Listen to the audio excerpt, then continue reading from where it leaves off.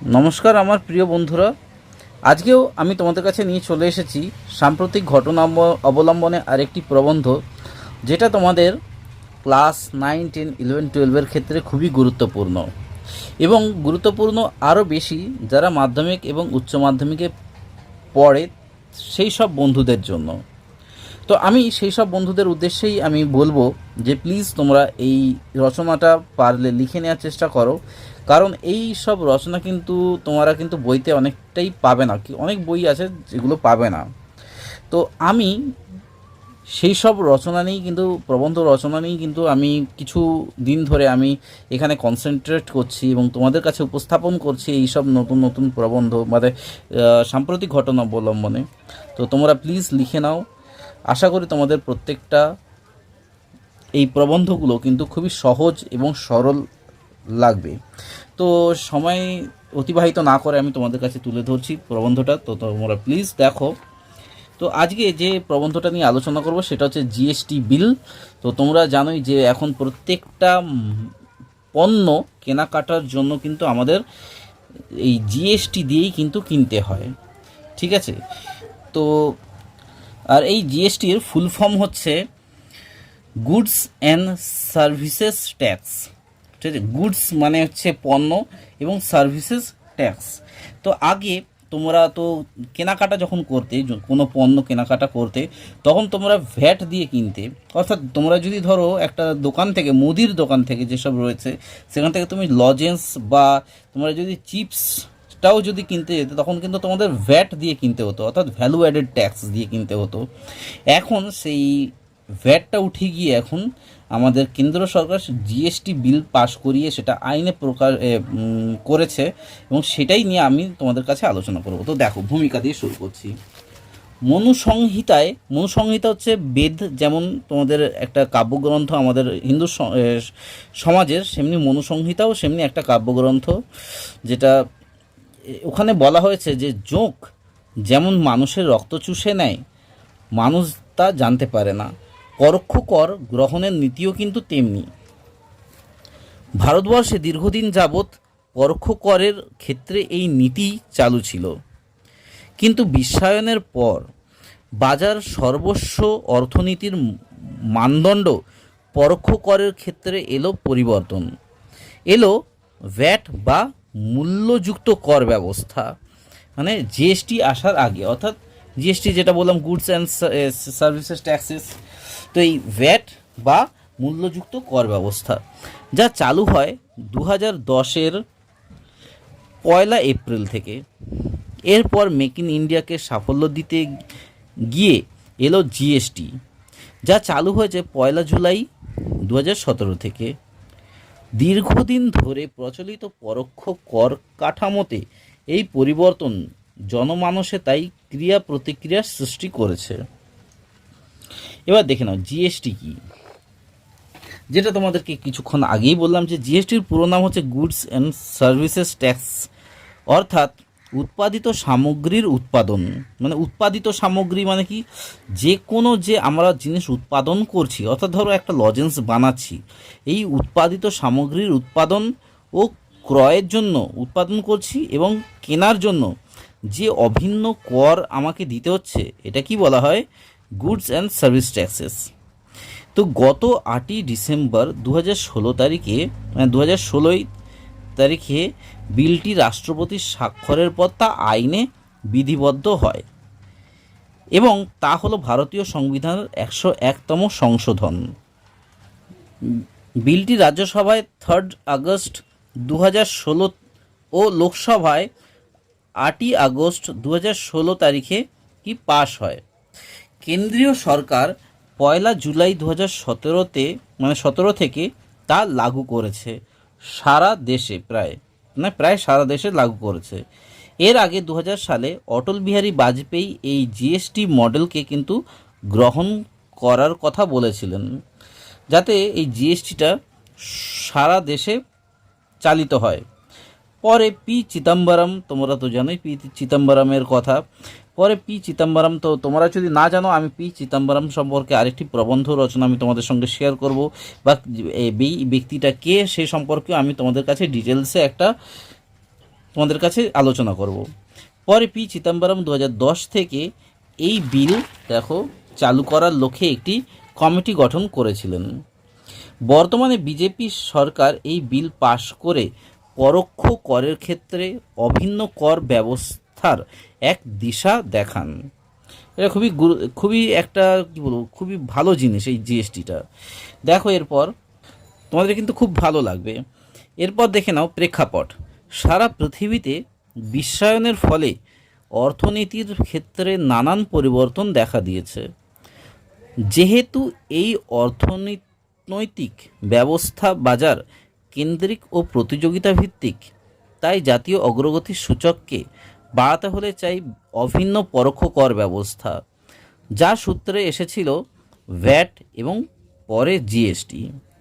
বাজার অর্থনীতিকে চাঙ্গা করতে হলে, মেক ইন ইন্ডিয়া নীতিকে বাস্তবায়িত করতে হলে এই জিএসটির কিন্তু গুরুত্ব অনস্বীকার্য, মানে খুবই গুরুত্বপূর্ণ এই জিএসটিটা। এমনকি কল্যাণমুখী অর্থনীতির সূত্র অনুযায়ী সাধারণ মানুষকে কিন্তু সুযোগ সুবিধা দেওয়ার লক্ষ্যে এই বিল প্রণয়নের প্রয়োজনীয়তা অনেকেই স্বীকার করবেন। তো আশা করি তোমরা বুঝতে পারছো, একদম সোজা ভাষাতেই লেখা।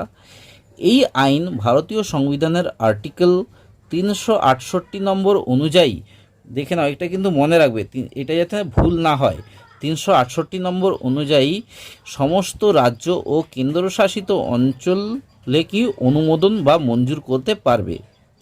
সেজন্য প্রথমে কি দেখে নাও, প্রথমে আসাম 2000 মানে এটা 12ই আগস্ট 2016 থেকে, এবং পরে বিহার, ঝাড়খণ্ড, হিমাচল প্রদেশ, ছত্তিশগড়, গুজরাট, মধ্যপ্রদেশ, দিল্লি, নাগাল্যান্ড, মহারাষ্ট্র, হরিয়ানা, তেলেঙ্গানা, সিকিম প্রভৃতি রাজ্যগুলি কি আইনটিকে অনুমোদন দেয় তাদের রাজ্যে।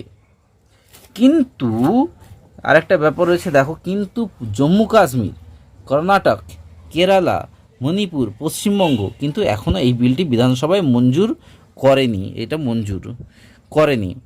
এরই মধ্যে 1 জুলাই 2017 তারিখে রাত 12টায় রাষ্ট্রপতি প্রধানমন্ত্রী ঘটা করে সংসদ হলে জিএসটির চালুর কিন্তু ঘোষণা করে দিলেন, এবং এর ফলে পরোক্ষ কর ব্যবস্থায় এক দেশ এক কর ও এক বাজার নীতি কিন্তু লাগু হলো।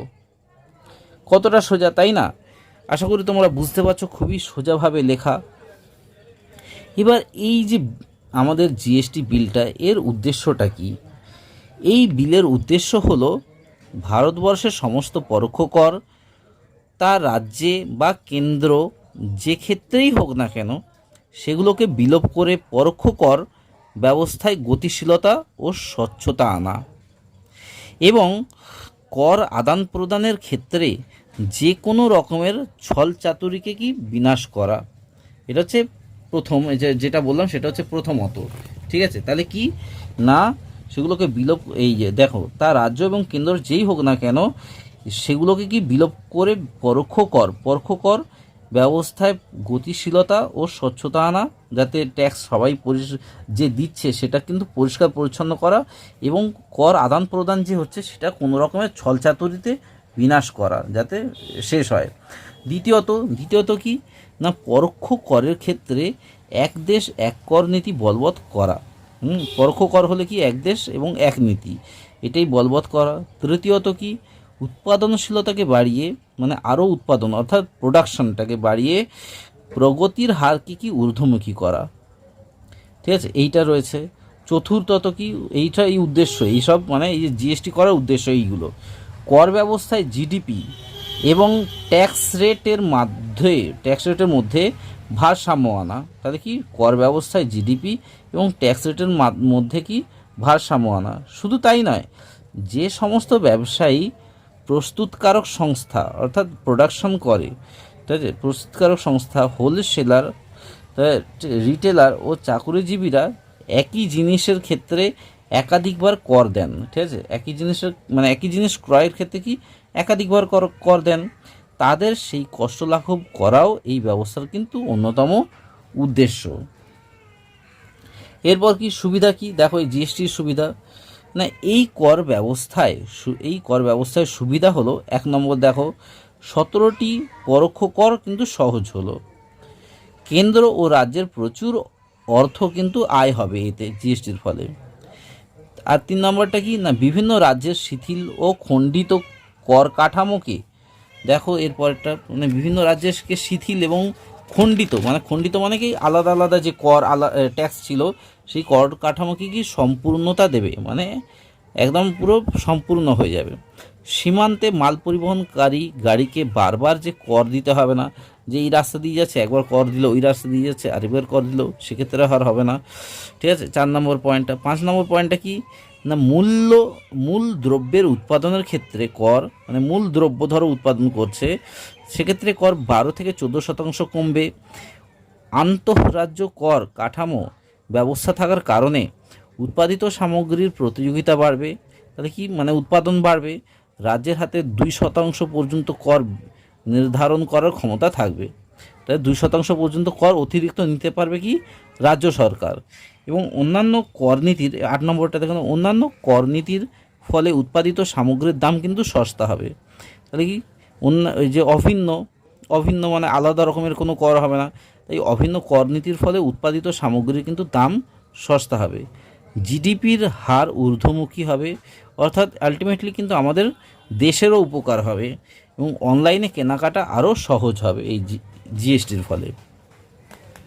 এবার দেখে নাও এই জিএসটির ফলে অসুবিধাগুলো কি কি রয়েছে। অসুবিধা দেখতে পাচ্ছি অনেক কিছু অসুবিধা, দেখা যাক কি কি না। এই কর কাঠামোর ক্ষেত্রে বাইরে রয়েছে পেট্রোলিয়াম ও অ্যালকোহলজাত দ্রব্য, অর্থাৎ অ্যালকোহল তোমার তো জানোই যে অনেকে বলে অনেকে দারু বলে, তো সেটাই বলছি, পেট্রোলিয়াম এবং অ্যালকোহলজাত দ্রব্য কিন্তু সামগ্রী, এগুলো কিন্তু জিএসটির বাইরে।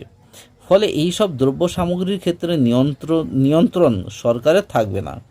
অবশ্য ডিজেল ও পেট্রোলের বর্তমান কর 57% হওয়ায় এবং জিএসটিতে সর্বাধিক 28% কর হওয়ায় সরকার এক্ষেত্রে চালাকির আশ্রয় নিয়েছে। কারণ ডিজেল ও পেট্রোল জিএসটির বাইরে। তাছাড়া সাধারণ মানুষ কিন্তু যেহেতু উৎপাদিত সামগ্রীর খরচ ও পরিষেবা কর সম্বন্ধে সম্যক অবহিত নয়, তাই তাদের ক্ষেত্রে কিন্তু অসুবিধা হওয়া স্বাভাবিক। এমনকি দেখে নাও, এমনকি এই অভিন্ন কর ব্যবস্থা প্রয়োগের জন্য যে পরিকাঠামো দরকার তারও একান্ত অভাব। আশা করি বুঝতে পারছো, একদম সোজা ভাষায় লেখা। তাছাড়া ভ্যাট 12.5% থেকে জিএসটি 16% করায় পঞ্চায়েত স্তরে তার বিরূপ প্রভাব পড়বে। সর্বোপরি সাধারণ জনগণ এ ব্যাপারে কিন্তু এতটাই মূর্খ যাকে বলা হয়, জানে না যে সরকার যে পথে তাদের নিয়ে যাবে বা বোঝাচ্ছে তা তাদের মেনে নিতে হচ্ছে। যেখানে দেশের অর্থনীতিতে জিডিপি নিম্নমুখী, মানে আমাদের এখন আমাদের দেশের জিডিপি নিচের দিকে যাচ্ছে, নিম্নমুখী এবং দীর্ঘস্থায়ী উন্নয়নের স্বপ্ন অধরা, সেখানে কিন্তু স্বচ্ছ ভারত অভিযানে আপামর ভারতবাসীর কাছে প্রচার ও রাজনৈতিক কৌশল ছাড়া আর কি হতে পারে।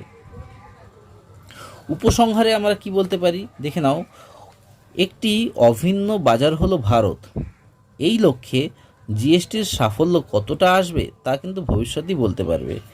তবে আর্থিক প্রগতি ও সুষম প্রতিযোগিতার লক্ষ্যে বিগত বছরের পরিসংখ্যানের সাফল্যের নিরিখে পরিবহন খরচ কমিয়ে পরোক্ষ কর ব্যবস্থায় দুর্নীতি দূর করে স্বচ্ছতা আনতে এই পদক্ষেপ যে সময়োপযোগী তা কিন্তু বলা বাহুল্য। তো বন্ধুরা, আজকের প্রবন্ধটা তোমাদের কেমন লেগেছে প্লিজ সেটা কমেন্টের মাধ্যমে জানিও। আজকের প্রবন্ধটা এইটুকুনি। আর তোমাদের মধ্যে যেসব বন্ধুরা এই প্রবন্ধটা দেখেছো তাদের আমি অসংখ্য ধন্যবাদ জানাচ্ছি এবং তাদের উদ্দেশ্যে আমি একটাই কথা বলবো, প্লিজ তোমরা এই প্রবন্ধটা লিখে নাও। তোমাদের মাধ্যমিক এবং উচ্চ মাধ্যমিক পরীক্ষার্থী বন্ধুদের উদ্দেশ্যেই আমি বলছি, তোমাদের কিন্তু খুবই ইম্পর্টেন্ট এইটা প্রবন্ধ। আর একটা ব্যাপার হচ্ছে, তোমরা যদি এখনও চ্যানেলটা সাবস্ক্রাইব না করে ওঠো, প্লিজ তোমরা এই চ্যানেলটা সাবস্ক্রাইব করে নিও। এখানে নিত্য নতুন আমি প্রবন্ধ এবং অন্যান্য পড়াশোনাও নিয়ে আসবো, তো তোমরা দেখতেই পাবে। তো এতক্ষণ ধরে ভিডিওটা দেখার জন্য তোমাদের অসংখ্য ধন্যবাদ জানাচ্ছি।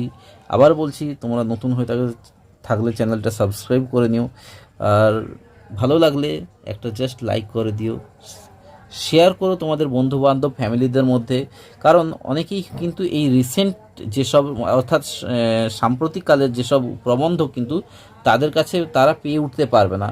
তো তোমরা যদি এই লিঙ্কটা যদি শেয়ার করে দাও ওদের কাছে, ওরা কিন্তু অনেকটাই উপকৃত হবে।